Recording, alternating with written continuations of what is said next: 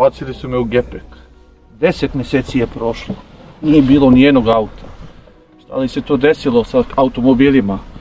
Korona ili neki drugi? Dobrodošli u još jedan autotest, 7. po redu. 10 mjeseci nas nije bilo. Predstavljamo Mazdu 2 iz 2008.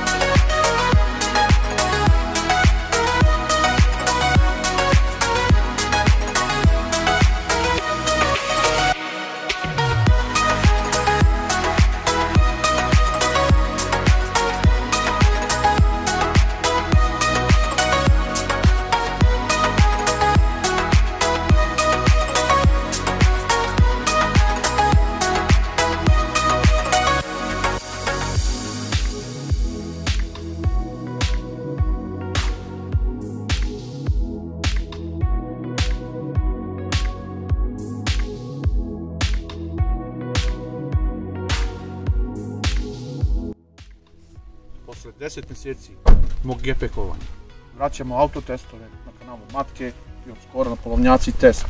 Došli smo do reda 7. Ovaj 7. po redu automobil koji ćemo predstaviti na kanalu Matke i polovnjaci test. A to je Mazda 2 iz 2008. godine sa motorom 1.3 od 68 kW.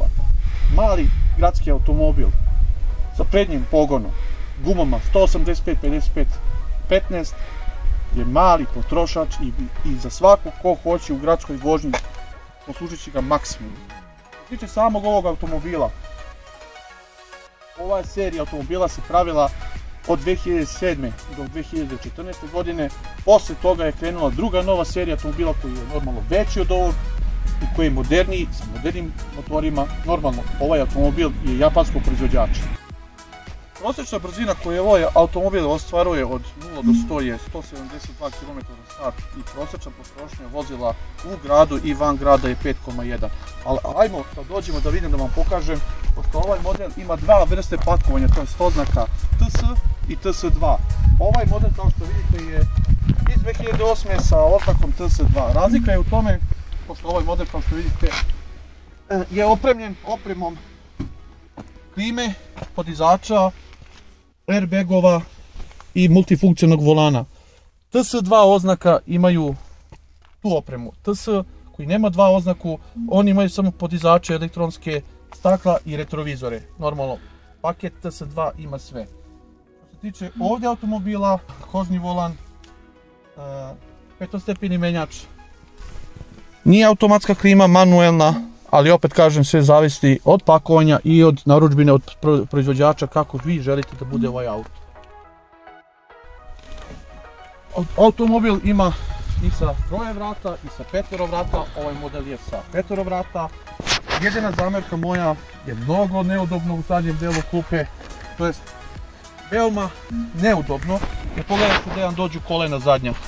Pogotovo onaj koji je veliki, koji je duži vozač, praktički te potiskuje, ali bože moj, ajde sad glavom i u plafon ne udara toliko, ali maksimum od 2 vozača ili 2 pušnika pozadi, to je dovoljno. Što se tiče samog gepeka, njegov kapacitet nije veliki, 255 litara, to je ono shopping, prodavnica, lokal i to je to. Nema LED svetla, ovaj paket nema, mnogi modeli imaju. A sada malo da probamo da testiramo, da vozimo, da vidimo kako se ponaša u vožnji. 12 ključ, ovdje je otišao bregast. O, a vi ste tu opet. Ovo je motor koji sam vam rekao, 1.3, sad glumimo kao nekog mehaničara, vadimo sve ovdje. Sve rasturamo, motor ne valja ništa. Ovo je motor i ne uništi. Pravi gradski motorić. Ovo je samo, ako hoćete ženi da kupite auto, vi ste završili posao. Što se tiče samog motora, 68 kW, 1.3, potrošnje 5.1, kombinovana, sasvim dovoljno pristupačne za menje i kao što vidite ovdje ima svoj zupčasti kaiš za ulje, za hladnjak, tečnost, akumulator, apsolutno za svakog majstora je ovo najlakše da može da priđe da ne grebe ruke kao kod Francuza, da je sve zakonom okovano.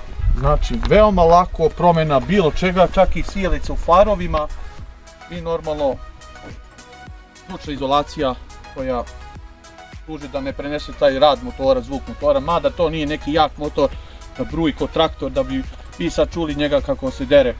Totalno je nečujan, tih u vožnji, udoban, lak za parkiranje i jeftin za održavanje. To je najbitnije, znači ko ne želi da ima neke velike automobile, pogotovo zbog registracije i zamjene ulja i velikog servisa, ovo je stvarno top auto, pogotovo nije to samo gradski automobil, to može i van gradski, ali za te potrebe svoje i registracije je sasvim perfektan auto.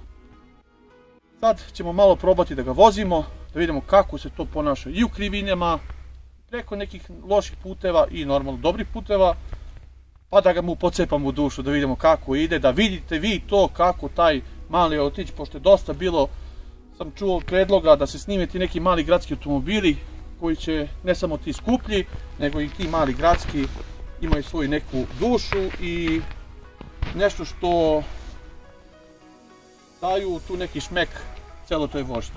Možemo da pričamo malo i da vozimo. Menjač gađa sam brzine, prva, druga, treća. Svetla normalno upalite, normalno multifunkcionalni volan, klima, multimedija, nije automatska, ali bože moj. Ovdje nemate naslon za ruku, imate prostora za čašu, paljač i tako neke sitnice. Evo sad ćemo malo da ga udarimo po gasu. Kažu da je 1.3 motor slab, gdje je slab, evo petom čupa i kako lud.